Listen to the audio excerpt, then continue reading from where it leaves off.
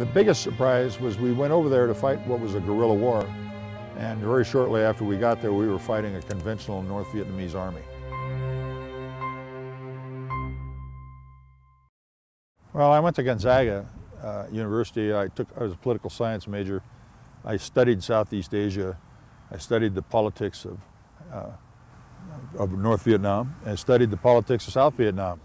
And I went to Vietnam because I wanted to be an infantry guy, but I also wanted to go find out what war was all about. I mean, I'm a political science student. War's been around for as long as man has.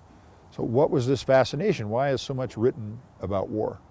So I had to go find out, and it was just this huge amalgam of the human experience over there for everybody. Everything from fear and aggression and violence and trying to subsist day to day and on the part of the civilians. And what came into the public's living room during the war, the war thrust on them in their living rooms in black and white, and then eventually in color. What doesn't get thrust into your living room is the smell, is the stark terror of the civilians and the military both, the violence, and the incredible waste of resources. You can't grasp it until you actually see it.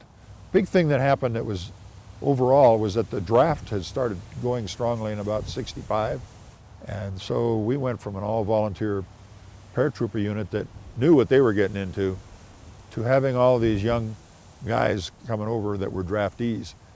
The draftees, when they went home, would come back to small towns like Sprague or Pullman, and they'd be the only veteran.